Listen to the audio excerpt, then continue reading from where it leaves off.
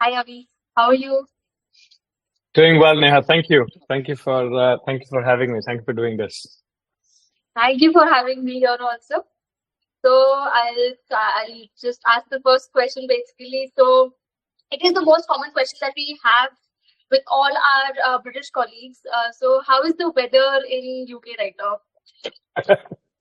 I wish it would be different from the last time we spoke, but it's gray and cool. It's definitely not the summer that we were promised. So I think it's all a lie. The last time we spoke, it was summery. It was all sunny. Summary, yes, for 5 minutes it was summary then. Yeah. That's nice. And so, how is everybody in your family? How is everything going there? All good now. The family was a little sick over the last week, but things are good. My mother-in-law is visiting, which is always a good time. So we get a lot of love and support. So that's amazing. But yeah, everything's good here. Thank you.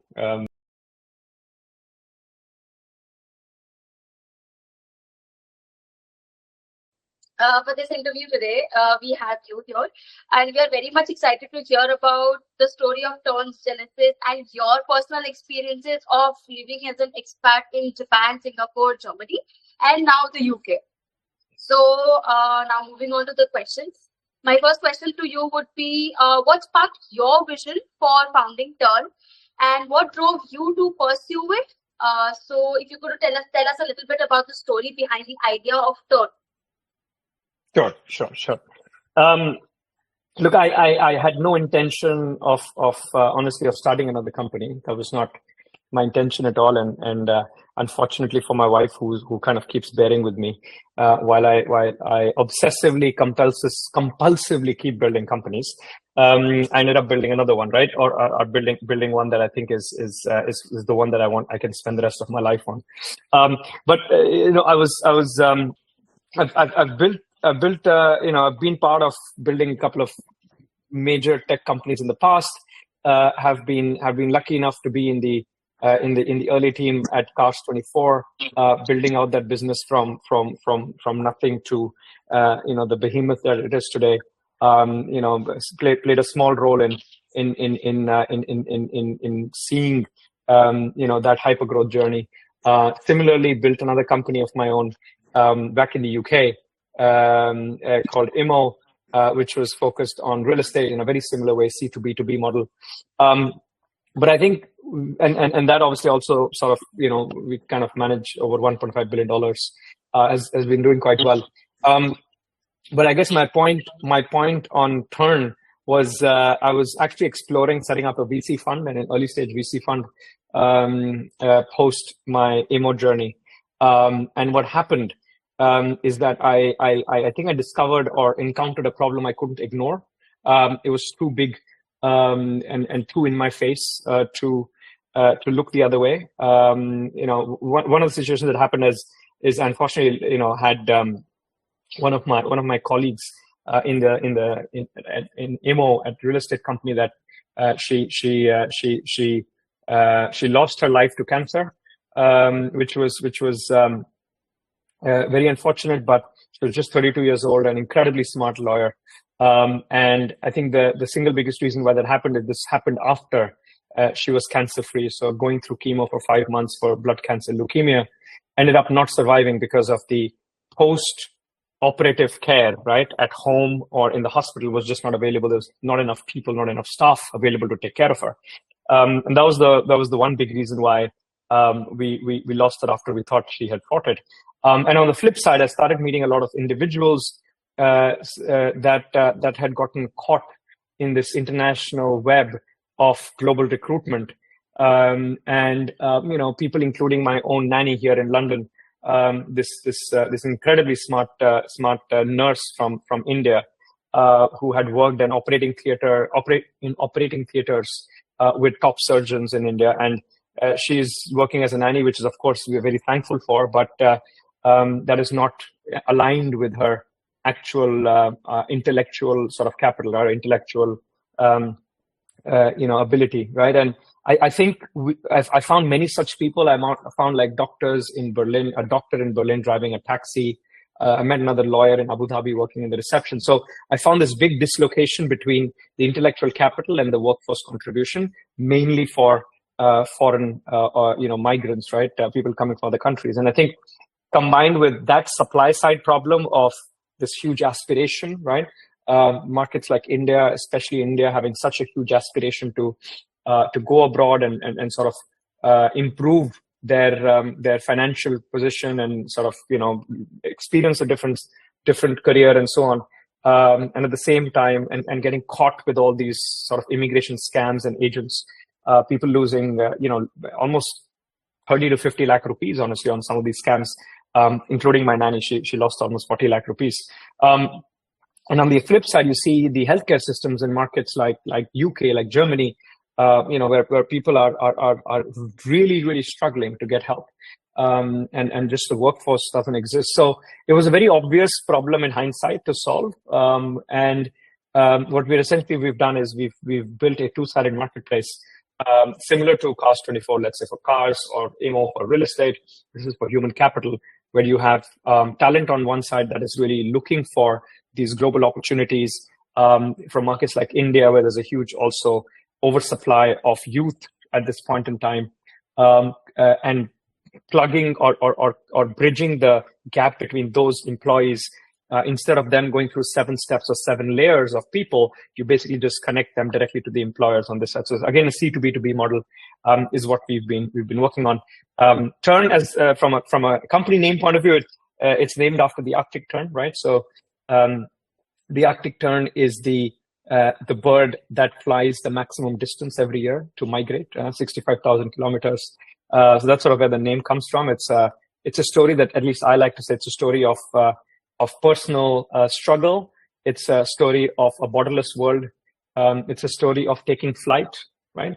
It's a story of preserving the future generations and supporting them, right? And I think I really think that truly is embodies the kind of team and the kind of people we have in the company. We're really trying to support this emotion to be much more sort of accessible, and it should not come with danger and fear as it does today in the category.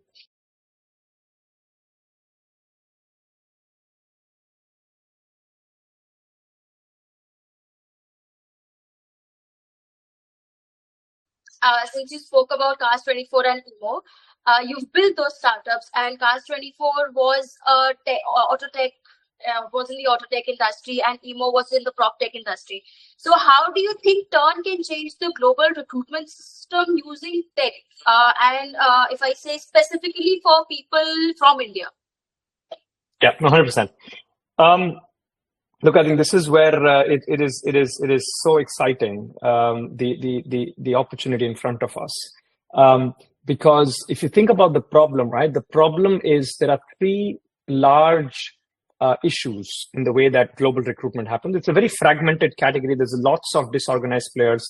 There's players trying to take advantage of what I call information arbitrage, right?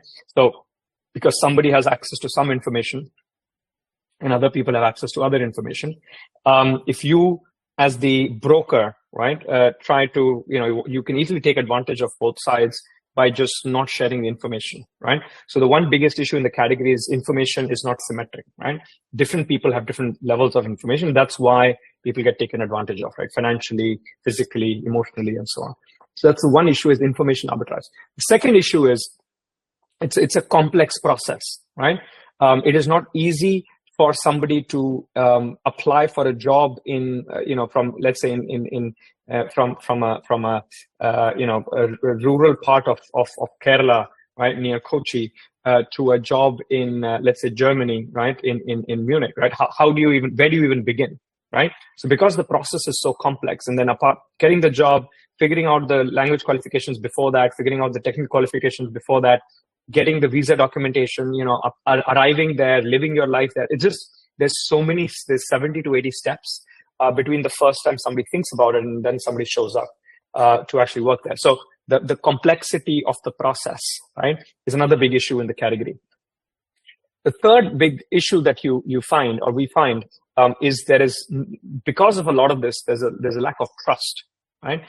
You don't trust anybody in the category. You don't actually trust, the person who is giving you the information or not. So there's no sort of organized player, large organized brand that exists that is able to give you the assurance that once you are as part of the system, or once you've joined the product or platform, you will get the final answer. You will get to your destination, your dream, right?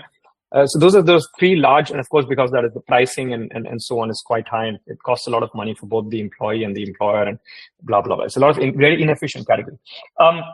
So how do we solve this, right? What are we doing, right? So I think the way that technology, and there's three broad areas where I think we are able to solve this. Number one is linked to the information problem, is information needs to be symmetric at all times, right? If you're able to empower, right, the talent. So let's say if you're, Neha or Avi, right, is a nurse. Avi is a nurse from Kerala, right? I get an ad on my WhatsApp message. Somebody forwards me something saying, look, this TERN, you can get some job abroad. Why don't you go? I know you're interested.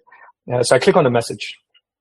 It opens, it basically sends me a ping on WhatsApp saying, can you please share us your CV? It's all automated, right? So a chatbot is, so I upload my CV to them, and it immediately creates my profile, right? So what happens there is it creates 18 different sections on what is called the public profile. It parses the CV to create that. It standardizes the data, which is extremely critical. It's very, very hard to do today, because if we have 1.2 million people in our database, there's 1.2 million CV formats, right? So you've standardized that in one way. It gets rewritten at the language level that you currently have described in your CV, IELTS, English or German level, whatever. It then asks you a bunch of questions on WhatsApp to update the information as well. Hey, what were you doing? Avi, what were you doing between 2016 and 2018 at Kochi General Hospital? Can you describe a little bit more? Can you upload your degree certificate? Can you upload, your IELTS score, language score, blah, blah, blah. Once all that information is complete, then it starts to show me, hey, you know what? These are the top 10 kind of country and role combinations that would be best suited for you. And then it might say, hey, you're missing, I don't know, your score is 60%, right? To get to 90% score and have a high chance of landing the interview and landing the job, these are the things you need to do. You need to increase your sort of, let's say, German level or English language level, let's say from, 5.5 to 7. And once you've done that, you have a high probability of landing the interview. Or you have to add your reference letters from, those doctors you work with, or you need to include your police verification certificate, blah, blah, blah. Once you've done all these things, your score improves. And this is where technology is so powerful, because until this point, nobody has picked up the phone to talk to the individual yet. All of this is happening automatically, right? It's just imagine the potential here of what's happening. And because you've also already had the jobs that are connected, you know exactly what job to go for. It might say, you know what, you need to improve your language level, join the IELTS crash course to improve from 5.5 to 7. And that can happen through the platform as well. So the entire upskilling and training and education sort of also runs through the platform. This is why this is so incredibly powerful. That's part number one, which is what I call the sourcing and the upskilling of the talents, assessment and upskilling of the talents as the talent database side. That's our talent platform side. This is the one part of it. The second part of it is the matching, and I touched upon it briefly, is using AI, you're now able to match the profiles of talents to the job roles that you're sort of receiving from the recruitment side, from the other side of the marketplace. And this is where it starts to get very interesting, where you start to use matching scores. You start to improve the probability of somebody landing a role because of interview prep sessions through our AI product. We have an interview prep product as well on the platform. So you're able to improve the confidence level of landing those roles for the individual and also for the employer to not waste their time. That's the matching piece. Third piece is effectively the ability to manage the entire process end to end. So right from we discussed at the application to the offer, to the immigration, the visa, the relocation, the post-arrival support on what we call pastoral care for 6 months, for credit, for housing, all of it being provided through a single sort of platform, right? It's the same as the way I think about, when you order on Amazon, it doesn't tell you, oh, now I'm driving to the warehouse. Oh, now I'm picking up this package. Oh, I'm putting it in this box. Or now I'm taping the box. I'm now putting it in my van. None of that, right? Essentially, you press a button, you place the order, and the next thing you hear is ding dong, right? And sometimes you don't even hear that, right? And the guy's gone. But my point is that is literally how simple this is going to be. This is literally how simple global recruitment is going to be. Is we've chosen each other, we've done the interview, process is complete, offer is being released. Everything else, and that's where the magic elves go to work, right? In the background, everything just happens automatically. The next thing you know, the person has showed up, the person is ready to get started in your role, the person has received all the necessary support around, housing or living and integration and culture and all of that. So that's sort of the way we approach this. And that is where technology sort of is playing such an incredibly big role. Because just think about building, and a lot of people have tried to build these agencies, and they don't grow beyond a point because they don't think about the scale of this. So what we, I think, will be uniquely doing is we'll control supply in a market like India. We want to go very, very deep in certain categories like healthcare, like engineering, technical, like potential logistics, and so on. We'll go very deep in these categories to really control the supply and help the supply get upskilled and prepared for what is called global mobility. We will do the matching at scale using technology, using AI. And third, we'll do the management of the process, which is extremely complex and long, in a very seamless and visible way through the platform. And that's sort of the three, I would say, core aspects as to why this is going to be super successful when executed correctly.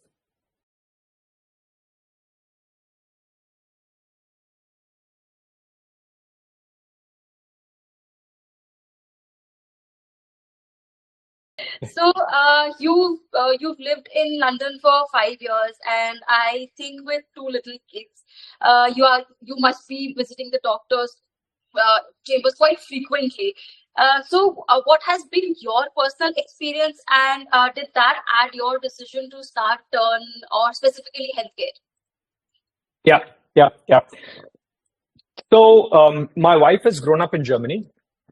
As a child, she was here in Europe. I spent time growing up as a kid between UK and India as well. So I sort of have in some way lived experience and affinity to the market, which kind of gives me a very unique perspective. I think unlike most founders or most operators out there, I have lived in multiple markets. I've lived in Japan. I speak Japanese. I've lived in Singapore. We talked about Germany. We talked about the UK.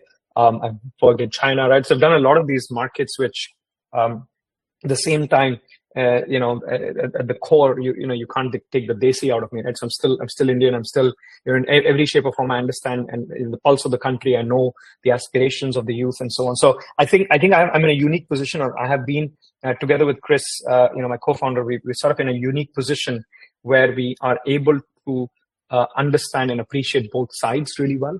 And when it comes to this side, let's say the UK or Germany as a market, or even Japan in the future that we're exploring, you would see that these markets are fairly inverted pyramids in terms of demographics, right? Which means the average ages would be 48, 52 years old, median ages, right? If you think about that's completely insane. Like India's at 27, so very, very different demographics. What that means is 2 people leave the workforce every year for every one person joining. Much older populations, very different requirements in terms of the workforce. And what's essentially happened is, their systems such as healthcare have started to really struggle and crumble, right? So the UK, for example, NHS has always been sort of the poster child of one of the best healthcare systems globally, and it continues to be very, very, very good. But the problem, as we all know, and maybe we don't, but I'll share, is that workforce is one of the biggest issues. Like it takes us often, like to get simple scans or simple tests, takes us weeks of waiting, if not months of waiting. It is so common for people to go to emergency with broken hands, and my colleague who sort of had a rugby accident, sat in the A&E for 11 hours overnight. It's very common to be sitting there with debilitating pain. We hear constantly about what is called corridor care, where there's not enough staff to turn around the influx of patients. So people are just being left waiting in the corridor, on the stretchers, on the beds, and there's 10 ambulances waiting outside and can't even come in. Unfortunately losing a lot of lives, and people are dying a lot this way. So it doesn't really feel like the healthcare system that I remember in the 90s when I lived here. Germany is equally bad, right? I mean, there's so many people that have, horror stories coming out of there. So yes, to your point, that's one of the big reasons has been to sort of, I would almost say live in a place where I want to see it different. I want to leave it in a slightly better place than what I found it, for my kids as well. I do think that's a big part of why we're doing this, is because we directly and tangibly see an impact, an improvement in people's lives. So that's sort of the one big reason, both for India, where, to be very honest, the amount of people, the kids coming, youth coming into the workforce is almost 3 crores, right? Or 30 million youth come into the workforce every year, right? Every year, 3 crore new workers get added in India, right? It's the population of Italy gets added to India as a new workforce every year. Is 5 million new jobs. Yes, 50 lakh new jobs every year in India as well. And so the gap is 25 million, right? It's just not a small gap. And then there's 3.5 million people leaving the country every year for global opportunities, which is still a gap of around 22 million. So what's essentially happening in India is this 22 million youth that are essentially every year, by the way, that are not getting access to enough opportunities and economic opportunities. And this is not a political topic, right? But my point is, regardless of all the good intentions the government has and good execution the government might have, you would still run into trouble in terms of absorbing a lot of this youth into the domestic workforce. So you do have to accelerate a lot of the international sort of export, if you will, of talent. And under Modi's mission, Prime Minister Modi's mission, we would like to participate in making India the still capital of the world. We would like to participate in making, healing by India, as he calls it, through the healthcare initiative. So that is the mission that sort of came together from the India side, as well as sort of the global opportunity in the UK, Germany, and so on. To simplify a lot of things, I think the timing for something like this, it cannot be better. I think everybody is, when they say that, an idea whose time has come, right? I think this is one of those things that I feel like within, from my bones, from a PMF point of view, from a product market fit point of view, from a timing point of view, because there is an urgent need on both sides for a model like this. We are almost obliged to build this company, in my view, just because of how much it can help, hopefully 1 million Indians to find their future roles globally. That's the ambition here.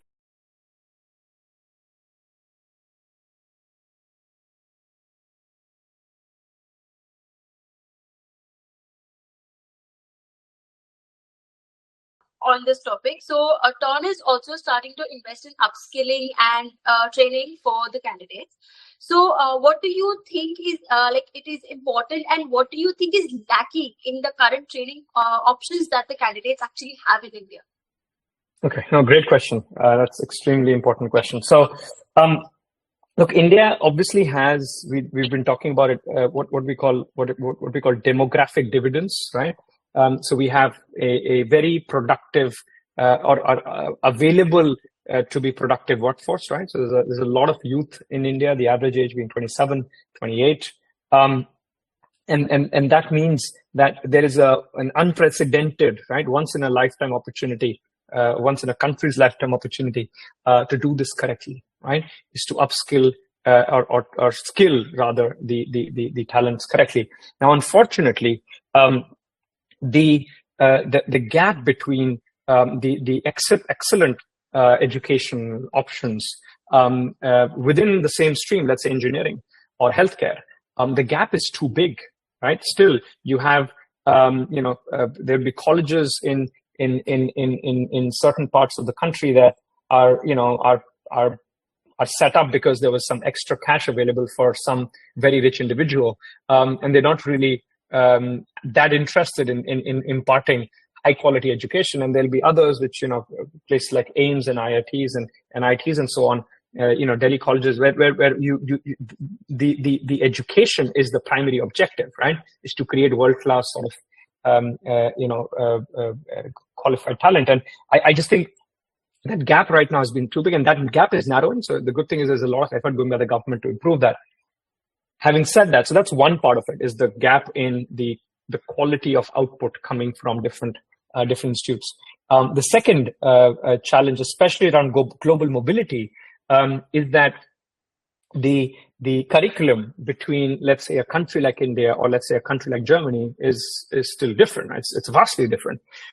So there has to be, and there is happening quite a lot of effort in synchronizing the curriculums, or at least appreciating where the differences are, in order to create bridging programs or upskilling support, or at least from the receiving country side, creating some kind of a technical evaluation to understand whether the person has gone through the step up from, or not, doesn't have to be step up, but just the difference in the curriculum they've been able to bridge, right, through that technical evaluation, like Japan does. So that's the second piece, where the curriculums are actually also, of course, going to be different, right, because they're applicable for a different country, or designed in a different way. Thirdly, I think the big gap tends to come in language. So language, in India, we're talking in English right now. India has obviously a rich diversity in languages, but when it comes to us being able to contribute to the global economy in a unprecedented way, right? India is going to be a big part of the next 10, 15, 20 years of the world. Being able to contribute there, you need to obviously speak the language of the destination market, right? Destination country. So if I pick up Germany, you need to be able to speak German, right? Now, what's missing in the market right now is sufficient of almost a supply side capacity building on some of these markets and languages.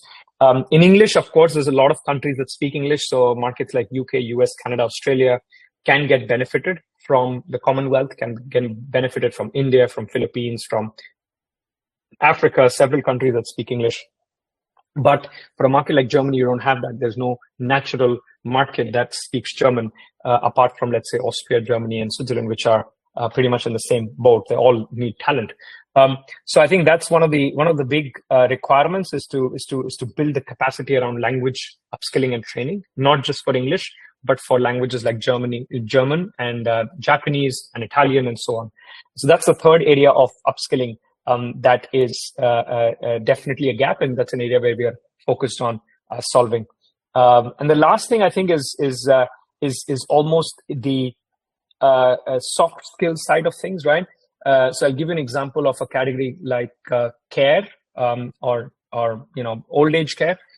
It doesn't really exist as a career choice in India, because our old age care happens at home, right? We take care of our old people at our own homes, and we don't send them to specific old age nursing homes or nursing facilities.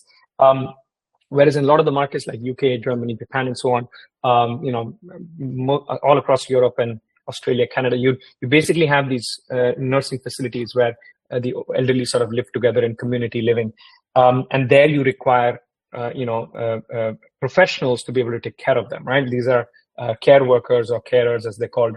And in India, we don't really have a curriculum for that. We don't really have education around that. We don't really have even a mindset of that work. And it feels like the work is maybe beneath the healthcare work, right? It doesn't seem to have the same level of attractiveness, at least initially.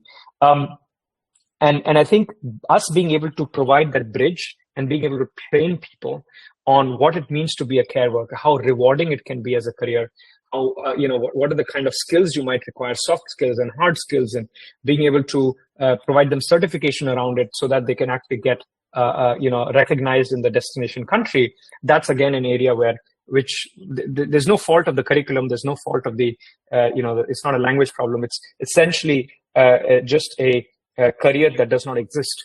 So what we've been able to do is obviously offer a lot of the nursing professionals in India, as well as sort of other professionals from similar service-oriented industries to bridge the gap to care. And those are sort of some of the upskilling programs that we as a company have been able to launch and work through the platform.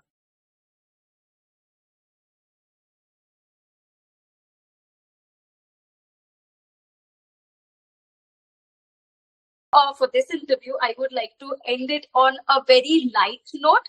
So, TERN has offices in Delhi, Dubai, Berlin, Bangalore, and London, and it's like it's a team of a lot of people, right, from different cultures, cities, and everything.